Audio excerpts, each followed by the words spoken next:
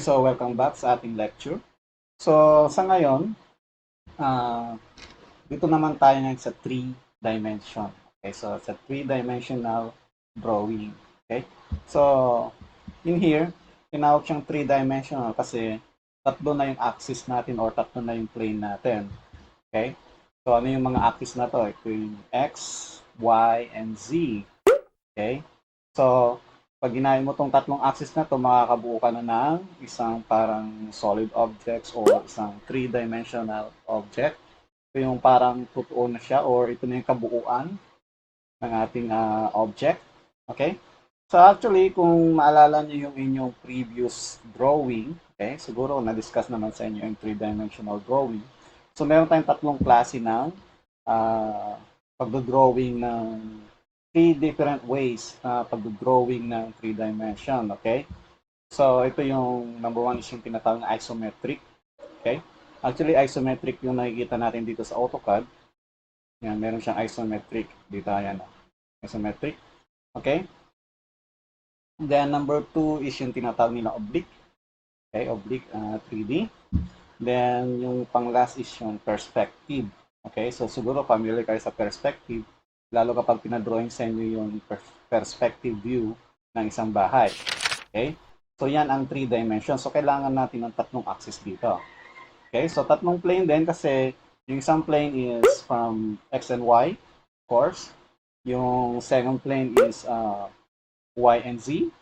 And third plane is X and Z. Okay? So, tatlong plane. Yan, tatlong plane yung ating drawing. Okay? Pag binuo mo yan, meron kang 6 sides. Diba? Kakaroon tayo ng 6 sides. Meron kang top, bottom, front and back, then left and right. Okay? Okay, so sa AutoCAD, meron tayong view for that. Okay? Okay.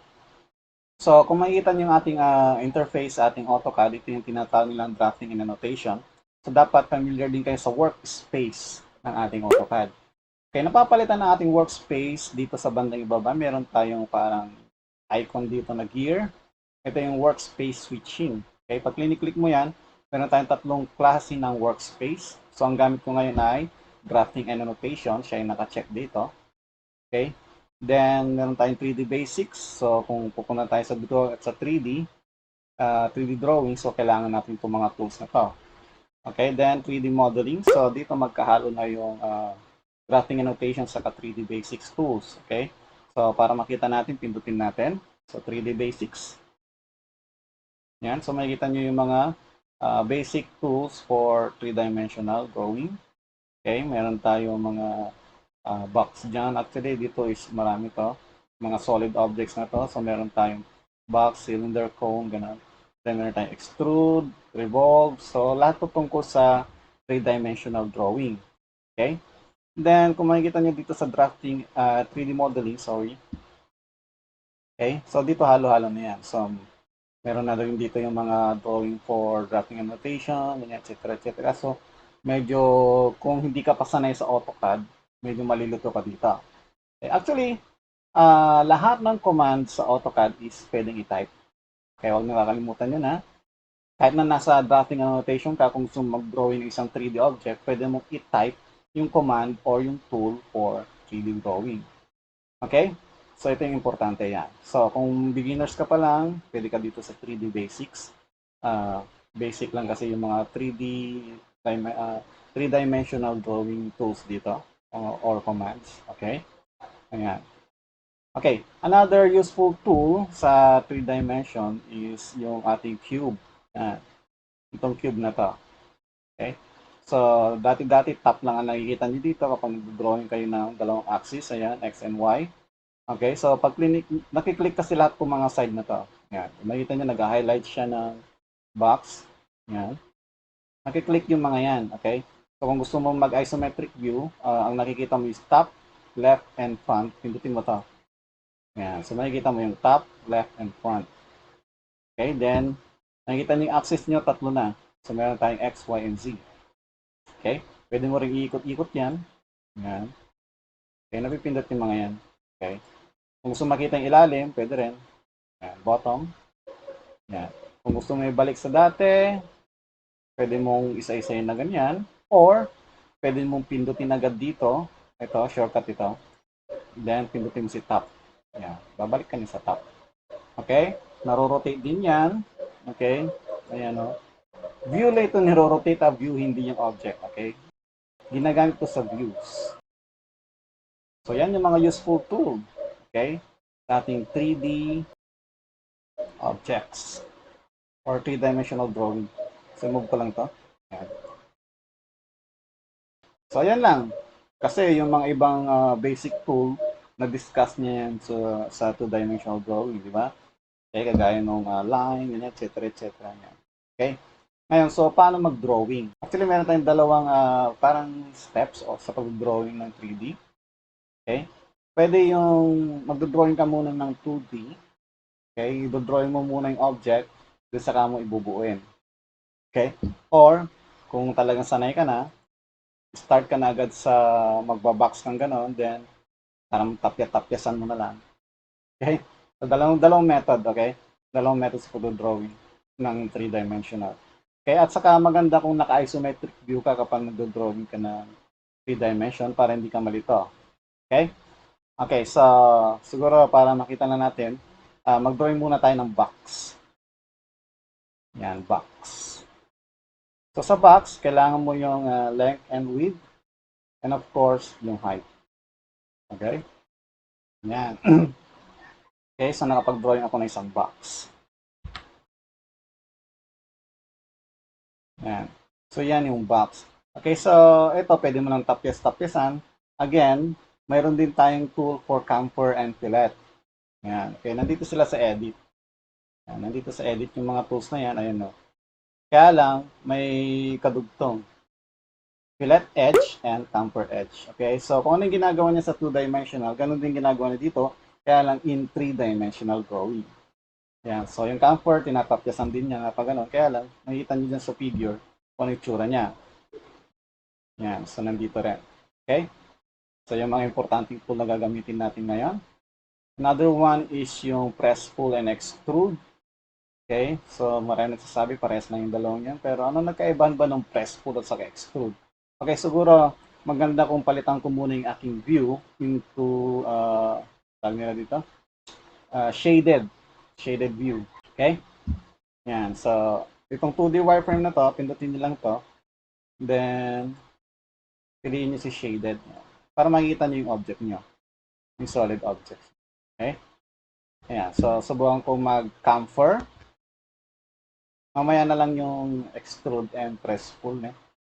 Okay. So, camfer muna tayo. Camfer. So, kung ano yung ginagawa niyo sa 2D, pwede nyo lang gawin dito. So, ano yung ginagawa natin sa camfer? Dimension muna, di ba? So, pindutin nyo lang si D. Actually, yung command in nasa command box sa baba. Yung command line, ito. Okay? Ayan o. So, kung gusto nyo kunin yung distance, pindutin nyo lang si D. Okay? D, then enter. So, mag-input ka ng distance. Okay? So, yung unang distance, ito yung height ng camfer. Dito. Then, susunod na distance is yung haba ng camfer dito. Okay? So, subukan natin. So, gawin natin, ilan ba yung haba nito? Hindi ko naisip kanina. Hindi ko na, siguro, litan lang natin. 0.5 yung una. Okay? Then, yung susunod, gawin lang natin 1. Okay, so dapat mas mahaba yung nasa itaas, yung sa baba, yung pataas, yung height is mas maikli. So, after ma-input nyo yung distance, pindutin nyo na yung edge kung saan kayo magka-camfer. Kunwari, ito yung gusto natin i-camfer. So, pindutin nyo lang yan. Ayun. Okay, so tama. 0.5, ito yung 1 ang haba. So, hindi ko kasi alam, hindi ko alam yung length kanina or yung size ng aking box, kaya ganyan. Okay, sumobra siya. Okay, sumobra pala siya. So, sige, kung ganyan, palitan natin. Okay? Para kumasya lang siya. So, at least alam na natin na hindi pala 1 yung haba nito. Okay, so distance, enter. So, again, 0.5 dito. Siguro yung sa length o yung pahabang ganun, gawin natin 0.3. So, limitan natin. Okay, then pindutin nyo lang yung side na to. Yan. So, nakita nyo, mas mahaba, 0.5 ito. Ito 0.3. Kung tapos nyo nang pinindot yung edge, pindutin nyo na yung enter, then another enter. Actually, dito pwede nyo pang palitan yung distance kung nagkamali kayo. Ayan, may distance dito. Okay, pag clinit yung distance, may magre-red na portion. Ibig sabihin, yung red portion, yan yung kukuhanan nyo ng distance. Okay? Then, pag enter nyo na naman mamaya, dilipat si red, punta sa taas. So, ito yung kukuha natin ng portion. Kunwari, kulang yan. Gawin natin 0.4. Then, enter. So, haba yan. Okay? Yan. So, ganun yung counter edge. Kung tapos ka na dyan, saka mo i-enter pa ng isang beses. Yan. Actually, in-example ko lang yung distance na yon para makita natin yung purpose. Kung gusto nyo pang baguhin, ha. Pero kung talagang final na yung length na yon sa inyo, enter lang yan. Okay? So, punta tayo sa fillet naman yan. Fillet edge. Again, you can type this command. Basta type lang kayo, lalabas siya. Okay, para makuha siguro natin itong portion na to, dito kasi ako magpipilat dito sa kabila naman. Ikot lang natin yung ating cube. Yeah, okay? So, dito naman. Okay, so sa fillet, di ba radius ang kinukuha natin sa fillet? Okay? So, since 0.5, medyo malaki yung 0.5. So, mag-input muna tayo ng radius. Pindutin nyo lang si R. Then, enter. Yeah. So, alam naman natin yung 0.5, medyo malaki yon. So, siguro lang natin dito is 0.2. Yan. So, yan yung radius. Okay, then click nyo lang, gusto nyo yung fillet. Then, enter. Yan. And again, kung gusto nyo baguhin yung radius, pindutin nyo lang si radius dito or input R. Kung okay na yan, enter ulit. Okay? Okay, so again, yan yung fillet and chamfer edge. Yan, okay? So, hindi lang dito sa edge na yan, ha? Pwede kahit saan na edge. Kunwari, ito gusto nyo rin i-fillet. Pwede kayo i-fillet to. Subukan natin, fillet edge. Okay? Fillet edge. Same radius ba? Medyo malaki kasi yung 0.2 eh. Palitan natin. Gawin natin 0.75. Yan. 0.7 malaki yan. Okay, 0.075. Yan. Then enter. Okay? Then pwede natin i-fillet ulit to. Ayan o. Pag nag-white siyang ganyan, pindutin nyo lang. Mag-fillet yan. Enter. Oops, ayaw. Siguro gusto niya dito. Unahin muna natin doon. Right click. Fillet edge. Yan. Or pwede nyo yung space bar. Yun ang recent. R. Enter. 0. Siguro malaki yung 0.075. Litan natin. 2.5. Unahin nga natin dito sa side na to. Yan. Enter. Ayun, enter. Pwede. Okay, then repeat fillet edge. So, kung na-input nyo na yung radius, hindi na kailangan ulitin nyo. Okay na yun. Select edge na kayo agad. Pwede dito. Enter. Ayaw. Ayaw dito sa part na to. Okay. Ayaw dyan. Pero dito pwede yan. Enter. Enter. Okay. Pero dapat pwede yan. Okay? So, hindi lang sa mga malalaking edge lang yung mga, pwede yung mga fillet edge, ha? Pwede rin sa mga yan. Actually, pwede rin sa baliktad. Okay? Ano yung baliktad na tinutukoy ko? Okay? So, before that, punta na tayo sa press, pull, and extrude. Ano ba yung difference ng dalawang yan? Okay? So, punta tayo sa first, kailangan muna, usually kasi itong mga to ginagawang pang dugtong eh. Dugtong, ganun. Okay? Doon ginagamit yung mga press, pull, or extrude. Press, pull, pwedeng pang butas yan. Okay? Although pwede rin pang butas ang extrude, medyo mas mahaba lang yung process. Okay? Yan. So, siguro gagawa muna ako ng guide. Okay? Mag-drawing muna ako dito, sa banda rito. Okay, so meron tayong tinatawag na UCS. Okay? So, UCS stands for User Coordinate System. Okay? So, ibig sabihin, pwede kang mamili ng coordinate, certain plane mo dito kapag na-detect mo yung UCS. Okay? So, ang AutoCAD kasi meron siyang auto UCS. So, hindi mo na kailangan palit-palitan pa yung UCS dito. Usually kasi yun yung old style. Pinapalit-palitan pa yung UCS dito. Pero actually dito, Sa AutoCAD, pag nag-input ka ng command for kagaya ng circle, yan, makikita nyo doon sa side ng mga solid objects nyo, meron nagkukulay blue. Ito yung mga UCS portion ng drawing. So, ibig sabihin, dito sa plane na to, pwede ka na mag-drawing ng mga drafting commands. Okay? Kagaya ng circle, lines, ganyan. Okay? Diyan sa plane na yan. Kung dito yung naka-blue, pwede ka dito. Okay? Subukan natin mag-drawing ng circle dito. So, makikita nyo yung UCS ko, yung blue niya is nasa top. So, pwede ako mag-drawing ng circle dito. Click lang, then kung paano yung ginagawa ng circle. Ayun na, nakapag-drawing ako ng circle. Okay? Ayan. Nuwari naman dito sa side na to. Ayan. Ayan. Okay? Ayan. Okay, kung naka-disable din yung UCS, okay, just type UCS detect. Ayan, UCS detect. Okay, so type enter nyo done. Then makikita nyo dito sa bandang mouse nyo, okay, okay yung nasa mouse nyo, kung naka-disable din yan, F12 lang yan. Okay, pinutin nyo si F12, mawawala yan. F12 sa keyboard. Okay? Kung pinut nyo ulit, babalik siya. Okay? Ayan, so makita nyo yung UCS detect ko naka-1. So, ibig sabihin nito ay naka-on. Okay? Pero kapag ginawa mong 0 yan, mag-off yung aking detection for UCS. Okay? Ayan, so makita nyo pag nag-drawing ako ng line, hindi na niya blue yung mga sides ng ating object. Okay? Importanteng tool din yan. Okay? Very, very handy. Okay? Ayan, so ibabalik ko yung aking UCS detect. Pinakita ko lang, baka naka-disable yung sa inyo. Ayan. UCS detect, then input nyo lang is 1, then enter. Okay? So yan, so naka-on na naman yung aking UCS detection. Okay? So yun ang use ng UCS para makapag-drawing kayo sa face ng inyong object. Yan. Okay? Yan, so pakita na natin si press, pull, and extrude. Sino unahin ko? Press, pull, or extrude? Okay, so siguro si extrude na lang. Extrude. Click ko to.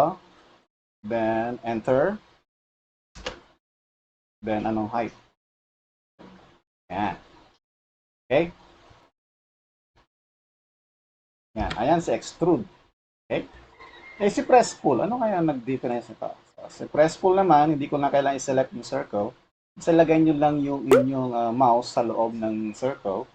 Then, galawin nyo na. Okay? Paras lang sa mga nag-extend. Okay. Ito yung tingnan nyo.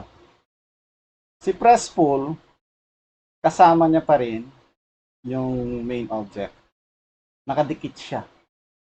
Samantalang yung extrude, hindi siya nakadikit. Nakahiwalay siya. Okay? Para maniwala kayo nakahiwalay yan, nahihiwalay yan. Ayan o.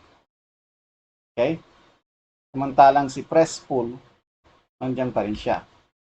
Hindi mo mahiwalay yan. Okay, so yun ang use ng press pull. Usually, palagi akong gumagamit ng press pull, especially kung gusto ko magbutas, ganyan. Okay? So yan ang difference ng extrude and press pull. Yan. Ando ko lang. Yan, balik natin. Kasi ang gagawin ko, magbubutas ako. So, paano magbutas? Ang dali lang. Press pull lang gagamitin ko. Then, lagay nyo lang yung mouse nyo sa loob. Then, igalaw nyo pababa. O kaya kung gaano kahaba ang gusto nyo. Actually, ilampas nyo dapat para kung gusto nyo diretso yung butas. Yan, nabutasan na yan. Okay, mamaya sisilipin natin yan. Magbubutas pa ako nisa dito. Yan. So, sobrang siyang ganun, no? Then, click nyo ulit. So, butas na siya. Okay? Kaya pag punta ka ng top view, makikita mo, butas siya, no? Punta ka ng left side, yan, butas siya. Okay? So, yan yung difference nung press, pull, and extrude. Okay? Kung gusto mong gumawa ng isang object na hindi mo nadidikit sa inyong main object, okay, extrude ang gagamitin mo. Okay? Pero kung gusto mong nakadikit na siya agad, press, pull ang gagamitin mo. Okay? Yan. Pwede rin pang butas ang extrude, kaya lang mahaba lang yung process gaya ng sinabi ko kanina. Kasi, tingnan niya, ganito. Ando ko na lang. Pakita ko yung extrude. Okay? So, bubutasan ko to ha. Extrude ang gagamitin ko. Kaya lang dapat alam ko rin yung height ng object dito. Select yung drawing, then ibaba mo siyang ganun. Kahit siguro pwede na yung lampas. Yan, so lumampas yan. So tingnan nga natin. Ayun na, lumampas siya. So dalawang object ko dito. So ang next step dito para mabutasan yan is you have to subtract. Click nyo subtract, then click nyo yung object na kailangan maiwan, then enter. Then i-click nyo yung object na kailangan maalis, then enter. Yan, so nabutasan na siya. Okay, so mas mahaba lang yung process. Kaya kung butas-butas ang gusto nyo, maganda na yung press pull. Okay, so another one is gusto ko ipapakita yung fillet edge na parang na welding. Okay, so magpe-press pull ako dito. Yan. Then magpe-fillet edge ako dito sa part na to para kumari na welding siya. Okay? So, fillet edge. Then, i-click nyo lang itong yan. Gilid na yan, ayan. Then, enter. So, okay na ba yung radius? Okay na yan. Enter. Yan. So, makikita nyo parang na-welding siya. Okay? So, na-discuss ko na yung extrude, press pull, chamfer, fillet edge. Siguro pwede na tayo sa drawing 1. Or exercise drawing. Okay? Ayan. So, pinakita ko na ngayon sa inyo yung simple. Basic pa lang yan. Okay? Ayan. So, sige. Drawing. Diretso na natin sa layout. Okay? Layout. I-drawing na natin sa layout. Actually, yung mangyayari kasi dito sa inyo is hindi na kayo magda-dimension dito. Magda-dimension tayo sa layout. Okay? Ayan. So, paano ilalagay sa layout yan? Okay, actually, yung gusto kong view sa layout ay hindi ganyan. Okay, so alisin nyo yan. Then, mag-import tayo or tama, mag-create view tayo using base. Click nyo si base dito. Then, select from model space. Okay, then wait for a few seconds. Magpapakita nyo yung drawing. Okay, ayan. So, ito ay front view. Front view yan. Kung gusto nyo palitan yung orientation, you can type O. Then, enter. Yan, mamimili kayo ng orientation kung gusto nyo ipakita una. Kunwari, left side. Yan, left side. Gusto nyo ipakita. Okay.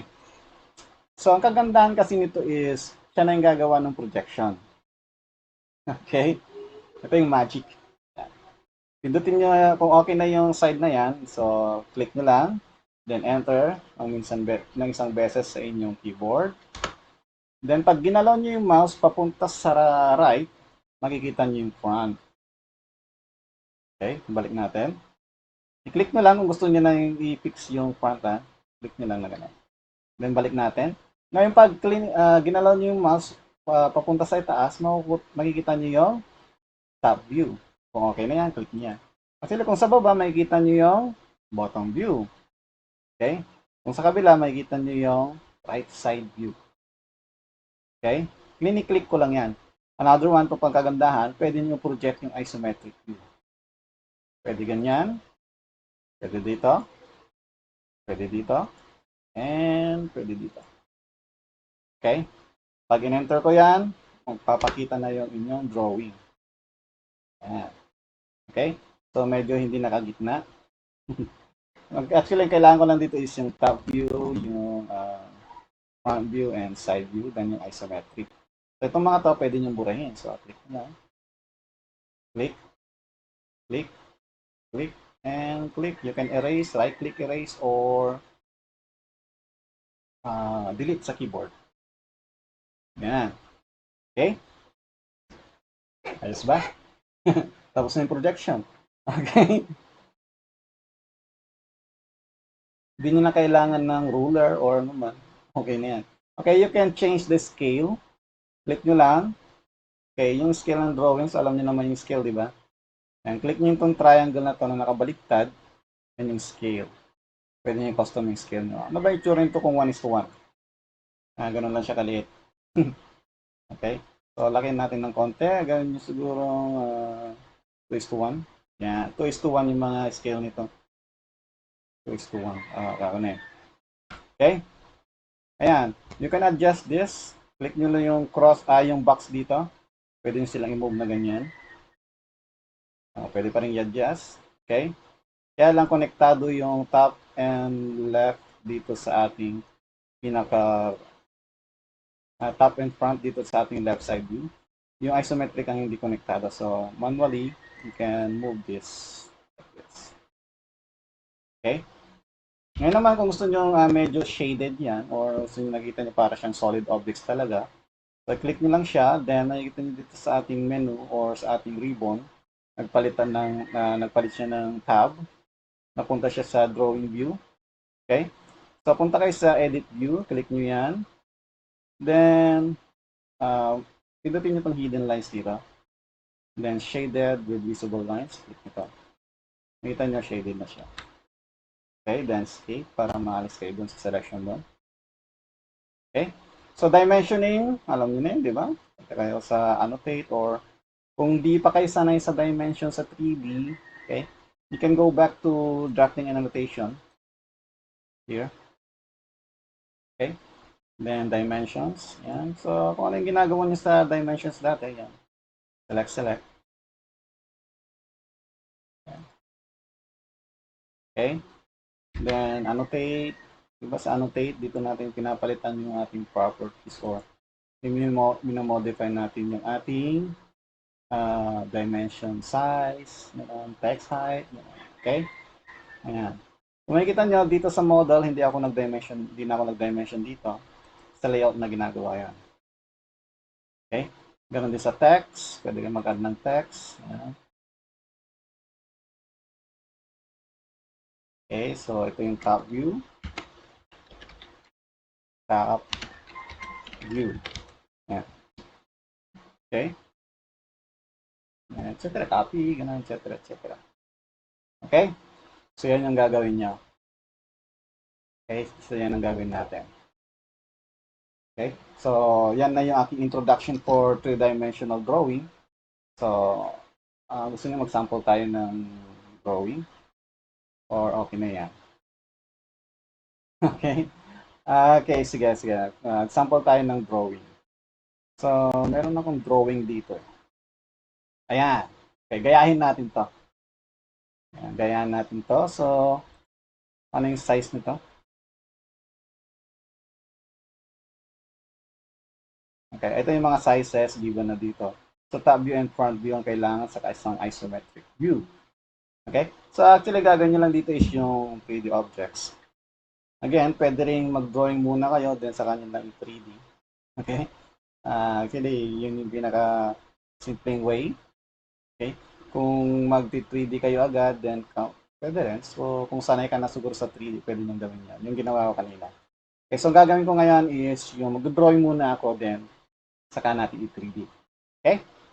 Ayan, so balik tayo sa AutoCAD. Ayan. Create new drawing tayo. Ayan. Okay, so mag-drawing muna ako ng 2D. So, kailangan ko yung mga sizes. So, meron tayong, wag na ako mag-camper, diretso na lang tayo. Kasi 45 degrees naman to. So, 3.5, 2.5, so meron tayong 1 dito. 1 to 1 dito. 1, 1. Yeah. Dito is 1.63, 2.25, 2.25, so meron tayo 1.25 dito. Ayan. Siguro mag-i-start ako dito sa baba. Yan. Okay? Drawing 1 or drawing 2? Drawing 2 ata. Yan, drawing 2. Okay. So, start tayo sa line. Then, ortho para diretso. So, ito ay, nakalimutan ko na naman yung size. 5.13, din naakyat tayo ng 1.5, 1.25, okay. 1.5, 1.25. Okay. So, 5.13 daw dito. So, input natin 5.13. Enter. Then, 1.5, 1.25.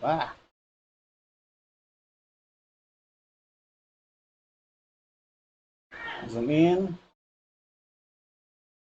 1.5, enter, then 1.25, enter. Tama ba ako?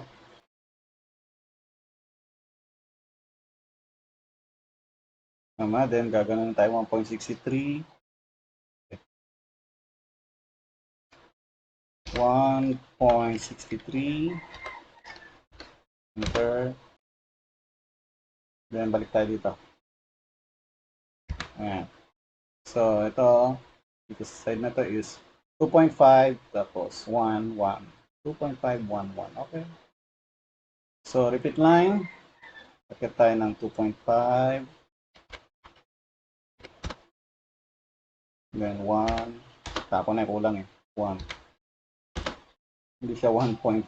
Sorry. Ito ay 2.5. 2.5. Ito yung nakita ko eh. Itong una dito. Okay. 2.25 pala. So, kulang tayo ng 0.75. Bakit lang tayo ng 0.75?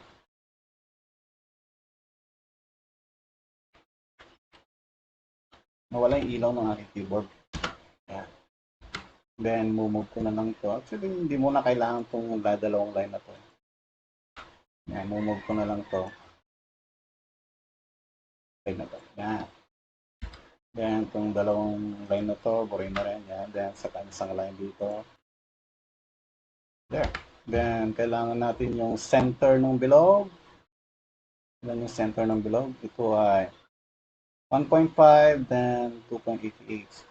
1.5, nakuha ko na yun eh. 2.88 dito. Okay? Alam nakuha ko yung center ng bilog. 2.88. Naglaline ako as guide.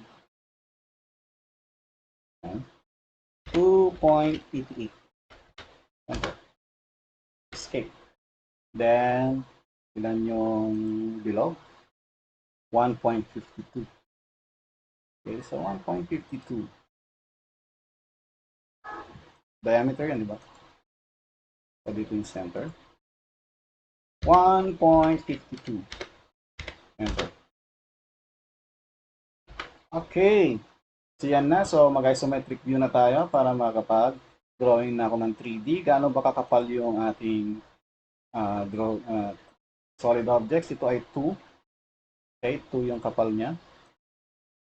So, magpe-press pull lang ako or extrude. Bahala kayo. Kung extrude, maraming process yan. Press pull na lang. Okay, so press pull lang gagamitin ko kasi lalagay ko lang sa gitnang gano'n, no? Then, taas ko lang ng 2. Tadaan! Tapos na. Tapos na ating object. Okay, shaded natin para makita natin. Ayan. Okay, so kaya lang mali yung rotation ng ating drawing doon sa ating dito. Kasi ito yung front view nyo. Doon sa atin, mali yung front view. So, anong gagawin natin?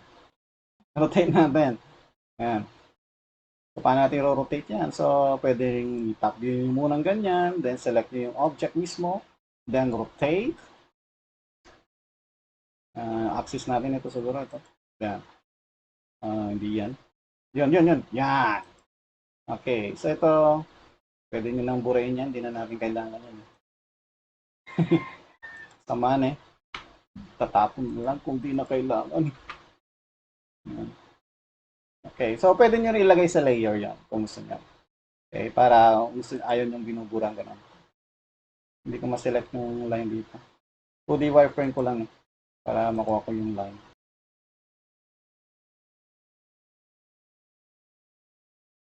So, ayaw talaga. Okay? So, gagawin ko na lang siguro is move. Move natin. Para lumayo siya dun sa line. Yan.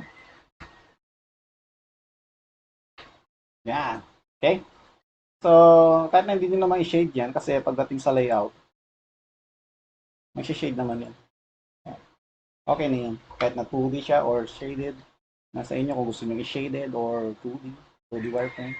Okay, so yan, ito yung naka 2D wireframe ako, di ba? So, punta na ako sa layout. So, kailangan ko lang yung front and top. Tama ba ako? Front and top. Oh. Oo nga, may top view pala ito. front and top. Okay. Front and top view. Ito tayo dito. So, saan na kasi? Base, di ba? Base from model space. Ayan. So, front view ba to? Parang kapal. Okay. Hindi ko front view to. Okay, so click natin or para malaman natin kung anong side yan. Type niyo si O, then enter. Front nga siya. Ayun o. Naka-select si front. Okay. Click. Okay, front yan. Mamaya na natin i-scale. Then enter. Kailangan natin yung top. Mali din yung aking top. Yan. Kailangan natin isometric. Mali yung aking rotation. Ano ba yun? Rotate pa natin pag ano. Okay. Parang babalik ko yun, ha?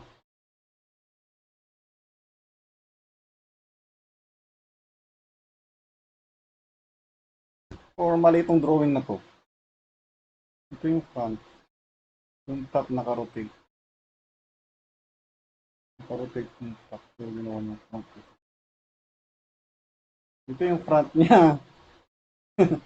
Mali yung nakalagay dito. Dapat to ay side or left side view, di ba? Ito yung top view. Okay, so tama pala yung kanina. Na magagawa. So, rotate na lang natin ulit. Rotate. Meron din 3D rotate, ha. Okay, malilito doon. Ito, 2D rotate yung ginagamit ko. Yan. Yan. Yan. Okay, so makikita nyo, automatic nagro-rotate na rin yung aking drawing sa layout. Kung ano yung ginagawa sa model space, nangyayari din sa layout. So, medyo malaki sila. So, litan lang natin yung ating scale. 1:1 siya kasi. 1:4. Sobrang late naman. 1:2. Yan, pwede na yan. Okay, so let's move. Dito ka.